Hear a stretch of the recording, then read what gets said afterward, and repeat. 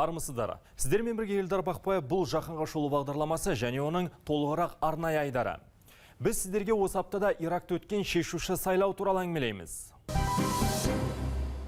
11 жыл бұрын ирактықтар америкалық әскерлердің алдында Саддам Хусейннің ескерткішін аяқ асты еткенде олар өз қолдарымен бұзған тыныштық енді қайтып оралмасын білмеген аусыра. Алғашқы сайлау 11 жыл бойы авторитарлық режимсіз, ал 3 жыл бойы шетел әскерінсіз өмір сүрген мемлекетте өтті. Осында елдегі үміткерлер нені ұсынуда, ал сайлаушылар дауысын не үшін берді? Алғашқы сюжетіміз осы туралы. Ирак әлемнің ең жемқор елі болып саналады. Қаржылық және әкімшілік шенеуніктердің арасындағы парақорлық бұл нағыз бәле. Біз мұнайдан үлкен табыс аламыз, бірақ бұл ақшаның қайда кетіп жатқанын ешкім білмейді. Қазір Ирак қоғамындағы әйелдер нашар жағдайда. Бұрын олар ерлермен тең дәрежеде білім алып жұмыс істейтін. Бірақ соғыстан кейін олар тығырыққа тірелді. Қоғамды кедейшілік пен ел тағдырына немқұрайлылық жайлады. Біз бұл үміткерлер Құдайдан қорқады және олардың ар ұяты бар деп сенеміз. Біз көп нәрсе сұрап тұрғанымыз жоқ қой. Қауіпсіздік пен бейбітшілік болса дейміз. Лаңкестік, жарылыстар, әскер мен содырлар салған сойқан бізді әбден қанға қақсатты. Бізге әскер мен полиция ғана емес, сондай-ақ білім беру мен денсаулық сақтау жүйесі керек. Біз парламентке, колледждер мен университеттер тұрғызатын адамдар келгенін қалаймыз. Біз жаңа үкімет этникалық топтар мен секталарға бөлмей, еркін әрі демократиялық Иракты құрғанын қалаймыз. Ирак халқы өздерінің талап тілектерін осылай жеткізді. Бірақ елде ең басты мәселе зорлық, зомбылық шектен шықты. Жұрт сайлауға әрең келді. Әскер мен полиция сайлау науқанына 2 күн қалғанда дауыс берді. Ал дәл сайлау күні олардың барлығы қауіпсіздік қамымен жүрді. Күндіз күлкі, түнде ұйқы көрмеді. Қатаң қауіпсіздік шаралары қабылданды. Тіпті Бағдатта көлікпен жүруге тыйым салынды. Көліктерді жару Ирак лаңкестерінің басты тәсілі. Бірақ толық қауіпсіздікті қамтамасыз ету мүмкін болмады. Сайлау болатын күннің алдында 1000-нан аса адам қаза тапты. Тұрғындар сайлау күні де қырылды, бірақ соған қарамастан жұрт жүзеге аспаған арман мақсаттар дауыс беру арқылы орындалар деген үмітпен бәрбір сайлау учаскелеріне келді. Ирак полициясындағы жоғары лауазымды бір шенеунік Russia Today телеарнасының тілшісіне аты жөнін жасырып сұхбат берген. Онда ол Бағдатта неге тыныштық жоқтығын түсіндірген. Шенеунік бұған америкалықтарды кінәлапты. Біріншіден, олардың қаруы нашар.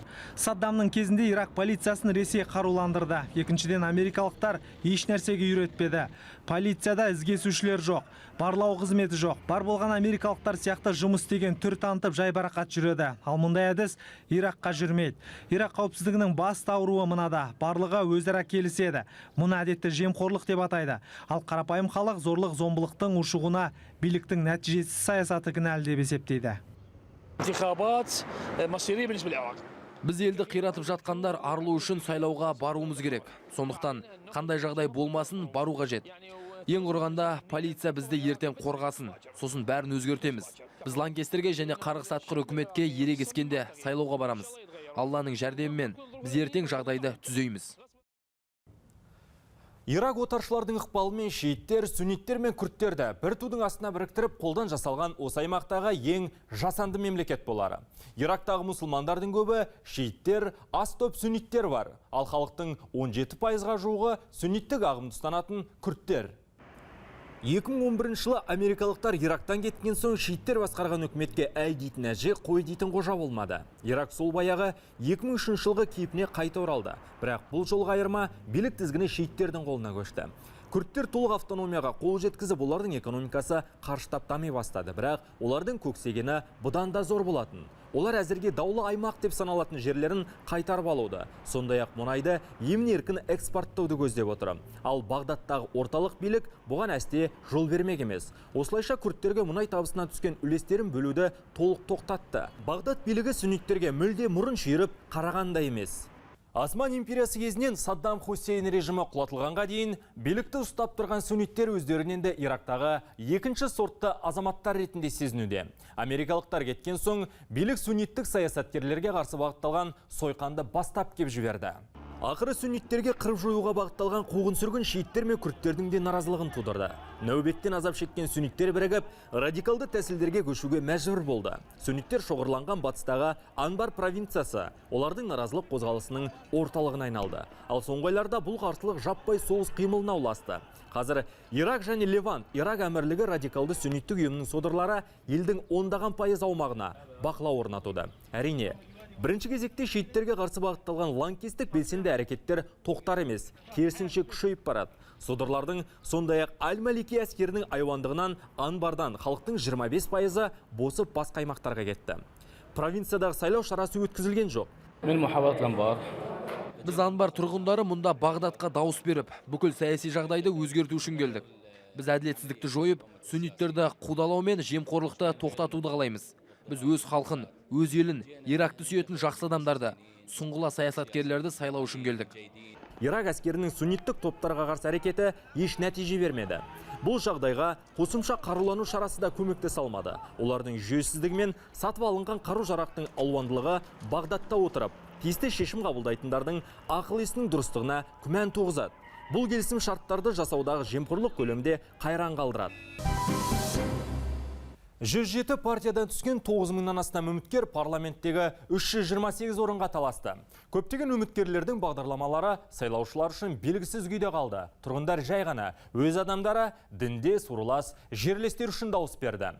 Сайлау өтті, бірақ бұдан жік-жікке бөлінген елде оңды өзгеріс болады деп айту қиын. Сарапшылардың пайымы осындай. Жаңа парламентте сол баяғы саясаткерлер қайта отыратын сияқты. Біз өзгерістер болатын шығар деп үміттенеміз, бірақ бұл құр үміт қана. Парламентке жаңа адамдар келеді деп ойламаймын. Бәлінде елеулі өзгерістер болмайды. Сарапшылар саяси блоктарды ешқайсыда көпшілік дауыс ала алмайды деп сенеді. Коалиция құру қажет болады. Ирактың 3 премьері келісімге келетін сияқты. Біреуі қазіргі үкімет басшысы Нури Аль-Малики және бұрынғы екеуі Аят Алауи және Ибрагим Аль-Джафари. Олардың үшеуі де шииттер. Олардың ешбірі билікте болған кезінде елдегі жағдайды түзей алған жоқ. Бірақ олардың партиялары көп дауысқа ие болады деген болжам бар. Иракта электронды дауыс беру жүйесі жоқ, сондықтан сайлау қорытындысы тек бір айдан кейін ғана белгілі болады. Бірақ кім жеңсе де дауыс беру ұзаққа созылатын саяси процестің басы ғана. Өткен сайлаудан кейін үкіметке коалицияны құру үшін бірнеше ай керек болған еді. Бірақ осы жолы жаңа үкіметті жасақтау үшін жеңімпаздар керемет саяси ұтқырлық танытуы тиіс. Ирактықтардың ниетіне қарасақ, олар өзгерістер болғанын қатты қалап отыр. Енді олар қандай да бір баяу жүрісті көтере алмайтындай. Оның үстіне қазіргі жағдайда Ирак бір тұтас мемлекет ретінде көпке бармауы да мүмкін. Алтау ала болған елде алауыздықтың аран адамның аузы бармайтын алапат апаттарға апаратыны анық.